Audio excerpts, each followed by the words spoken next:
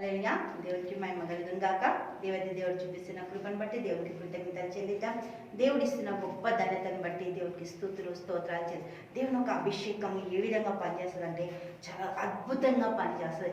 అభిషేకము ప్రతి ఒక్క దగ్గర పనిచేస్తుంది. అభిషేకము ఇక్కడే పనిచేస్తుంది, అభిషేకం ఇక్కడే పనిచేస్తుంది, అభిషేకం ఇక్కడే పనిచేస్తుంది అనేది లేదు.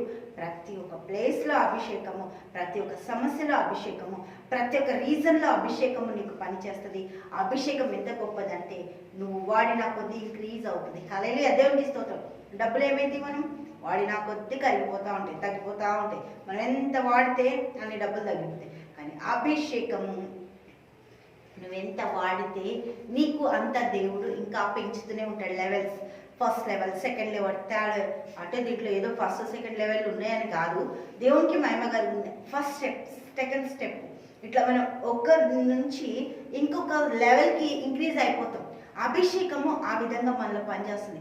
అభిషేకము పని చేయడానికి ఏ ఒక ప్రయత్నాలు కానీ అట్లే నాకు ఈ విధంగా అయితే నా అభిషేకం అట్లా లేదు.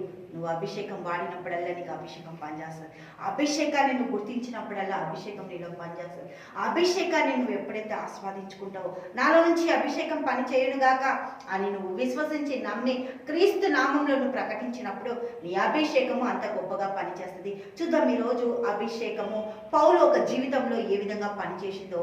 అభిషేకము మరణాన్ని తప్పిస్తుంది. సావాస అభిషేకము మరణాన్ని తప్పిస్తుంది. చూద్దాం మనము. దేవుడికి మహిమ కలుగును గాక.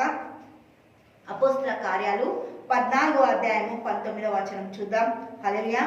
అంత్యొకయ నుండి ఈకొనియా నుండి యూదులు వచ్చి జన సమూహములు తమ పక్షంగా చేసుకొని పౌలు మీద రాళ్ళు రువ్వి ఏం చేసిరంట?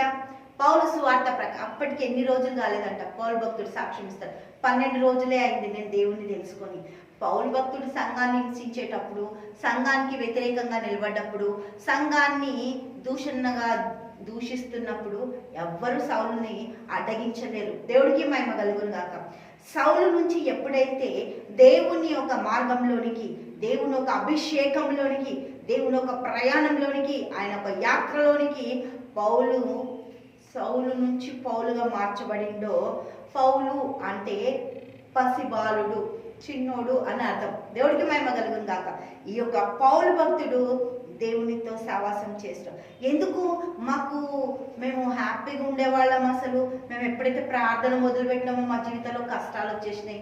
ఎప్పుడైతే మేము దేవుడి దగ్గరకు వచ్చేసినామో మాకు ఇటువంటివన్నీ జరుగుతాయి. అంటే దేవునికి మహిమ కలుగును కాక. నీవు ఆయన చేతిలో ఉన్నావు కాబట్టి అపవాది నిన్ను దొంగలించాలి అనుకుంటుంది. అపవాది దగ్గర ఉన్నంతసేపు లోక మాలిన్యములో తిరిగినప్పుడు, ఉన్నప్పుడు, పెరిగినప్పుడు ఏ సమస్య రాదు. నీకు ఒకవేళ సమస్య వచ్చిందంటే నీ అభిషేకం పనిచేస్తున్నట్టు. సమస్య వచ్చింది నీకు అంటే నీవు దేవునిలో ఉన్నట్టు. దేవుడికి మహిమ కలుగును గాక. అట్లానే సమస్యలన్నీ కొన్ని తెచ్చుకొని మేము దేవునిలో ఉన్నాం అంటే మనం చేసుకునే తప్పులు కూడా కొన్ని ఉంటాయి. వాటి వల్ల కాదు, దేవుడు పరీక్షించే టైంలో మనం ఆయన చేతిలో భద్రపరచబడతాం. ఆయన మనల్ని సురక్షితపరుస్తాడు. దేవుడికి మహిమ కలుగును గాక.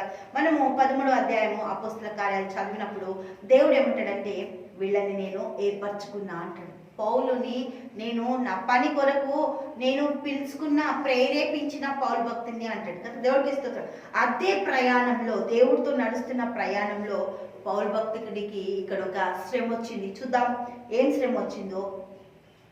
జన సమూహములు తమ పక్షంగా చేసుకొని పౌలు మీద రాళ్ళు రువ్వి, హల్లెలూయా, అన్ని దేశాల వాళ్ళు, ఆ ప్రాంతం వాళ్ళు, అంత్యొకయ నుండి ఈకొనియా నుండి యూదులు వచ్చి, ఎవరంట వీళ్ళు? దేవుడు యూదా గోత్రంలో నుంచి, యూదుల్లో నుంచి వచ్చింది కదా. దేవుడికి మహిమ కలుగును గాక. మరి యూదులు దేవుణ్ణి గుర్తుపట్టాలి కదా, గుర్తెరగాలి కదా.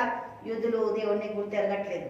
దేవుణ్ణి గుర్తుపట్టకుండా ఆయన తన స్వకీయుల యొద్దకు వచ్చెను. వాళ్ళు ఆయనని అంగీకరించలేరట. దేవుడికి మహిమ కలుగుందాం. ఇక్కడ పౌలు భక్తుని కూడా వాళ్ళు అంగీకరిస్తున్నారా? అంగీకరించట్లేదు. ఏం చేస్తుండ్రంట? రాళ్ళు రువ్వుతున్నారంట. ఒక దేశం నుంచి, ఒక ప్రాంతం నుంచి ఇంకొక ప్రాంతం, ఇంచుమించు 3-4 ప్రాంతాల మంది గ్యాదర్ అయ్యి ఉంటారు కదా. ప్రాంతానికి ఒక 100 మందో 200 మంది 500 మంది పెట్టుకుందాం. ఒక 3-4 అన్నా కూడా ఇంచుమించు అక్కడ 4-5 వేల మంది గ్యాదర్ అయినప్పుడు అందరూ ఒక్కొక్క రాయి పట్టుకున్నా కూడా దేవునికి స్తోత్రం. 2-3 రాళ్ళు అయితే తెచ్చుకుంటారు ఎట్లాకెళ్ళి. వేరే వాళ్ళ మీద రాళ్ళు విసరడం అంటే చాలా ఇష్టం కదా, దేవుడికి స్తోత్రం. ఇక్కడ వీళ్ళు కూడా రాళ్ళు పట్టుకొని వచ్చి ఉంటారు పౌలు భక్తుల మీద రాళ్ళు రువ్వడానికి. చూద్దాం మనం. జన సమూహమును తమ పక్షంగా చేసుకొని పౌలు మీద రాళ్ళు రువ్వి అతడు చనిపోయానని అనుకుని పట్టణము వెలుపలికి అతనిని ఈడ్చిరి. దేవుడికి మహిమ కలుగుందాక. రాళ్ళు రువ్విండ్రు, అయిపోయింది, వెళ్ళిపోవచ్చు కదా. వాళ్ళు ఏమనుకున్నంట, పౌలు భక్తుడు చనిపోయిండు అనుకుని అపోహపడ్డారు. దేవునిలో అభిషేకం ఎన్నడూ కూడా చనిపోదు. ఎట్లా? దేవునికి మహిమ కలుగుందాక.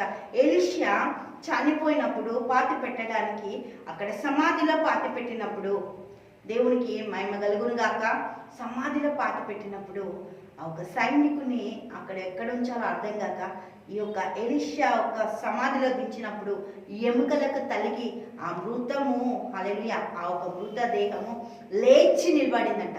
అభిషేకం పనిచేసింది. దేవుడికి మహిమ కలుగుందాక. మృతతుల్యమైన శరీరంలోనే ఎముకల్లో అభిషేకం పనిచేస్తుందంటే ఈ రోజు నువ్వు సజీవుడివి. దేవుడికి మహిమ కలుగుందాక. వాక్యం వింటున్న నీలో ఇంకెంత అభిషేకం పనిచేయాలి. వాక్యం వింటున్న నీలో అభిషేకము పొంగి పొర్లి ప్రవహించి ఇతరులకు ఆదర్శంగా. దేవుడికి మహిమ కలుగుందాక. చూద్దాం. ఇక్కడ వాళ్ళు ఏమనుకుంటంట, పౌలు భక్తుడు చనిపోయిండు, అయిపోయింది పౌలు భక్తుడు అనుకుంటంట. అనుకుని వాళ్ళు ఈడ్చేసినంట, పట్టణం నుంచి బయటికి తీసుకుపోయి వేసేసిండ్రు. దేవునికి స్తోత్రం. వేసిన వెంటనే అక్కడ అభిషేకం పనిచేసింది. సావాస అభిషేకము చాలా ఇంపార్టెంట్. దేవునికి మహిమ కలుగుందాక. 20వ వచనం చూద్దాం. అపోస్తుల కార్యాలు 14వ అధ్యాయము 20వ వచనం. అయితే శిష్యులు అతని చుట్టూ నిలిచి ఉండగా అతడు లేచి పట్టణంలో ప్రవేశించి మరణాడు. ఏం చేసినట్ట? శిష్యులు అందరూ వచ్చేసిందంట. వాళ్ళు మామూలు సాదా మనుషుల? దేవుడికి మహిమ కలుగుందాక. అభిషక్తులు, వాళ్ళు దేవుడు అభిషేకించిన అభిషక్తులు, వాళ్ళు పరిచర్య చేస్తున్న ప్రవక్తలు, వాళ్ళందరూ కూడా వచ్చేసిందంట. గ్యాదర్ అయిపోయిందంట. పౌలు చుట్టూరుగా చుట్టేసిండ్రు. వాళ్ళలో నుంచి ప్రభావం పౌల్లోకి వెళ్ళిపోయింది. చనిపోయిన పౌలు బయటికి సజీవంగా బయటకు వచ్చేసింది. ఈరోజు నీ అభిషేకము నీ ప్రతి పరిస్థితిలో పనిచేస్తుంది. ఈరోజు నీ అభిషేకము నీ యొక్క మృతతుల్యమైన పరిస్థితిని, గడ్డుతనాన్ని, ఆ ఒక దరిద్రాన్ని నీకు తొలగించి గొప్ప విజయాన్ని ఇస్తుంది. నువ్వు అభిషేకాన్ని నమ్మినట్లయితే. దేవునికి మహిమ కలుగును గాక. మనం అందరం కూడా నమ్మినట్లయితే ప్రార్థన చేసుకుందాం. దేవునికి మహిమ కలుగును గాక. పరలోకమందున మా తండ్రి, అభిషేకం ఎంత గొప్పది ప్రభువా. ప్రతి ఒక్కరిలో మీరు ఉంచినందుకు వందనాలు. అభిషేకంతో నింపుతున్నందుకు వందనాలు. అభిషేకంలో ప్రభువా నీ బిడ్డలు ఎదిగి ఫలించి ప్రభువా ఇంకా తండ్రి నాయన పొందుకుంటున్నందుకు కృతజ్ఞతలు చెల్లిస్తారు. అన్ని రంగాలలో ప్రభువా తండ్రి ఈ అభిషేకంతో నీ బిడ్డలు రాణించే విధంగా, విజయాలు పొందుకునే విధంగా ప్రతి కుటుంబాన్ని మీకు అప్పగిస్తూ నజరేయుడైన యేసు నామములో ప్రార్థిస్తున్నాము తండ్రి. ఆమేన్.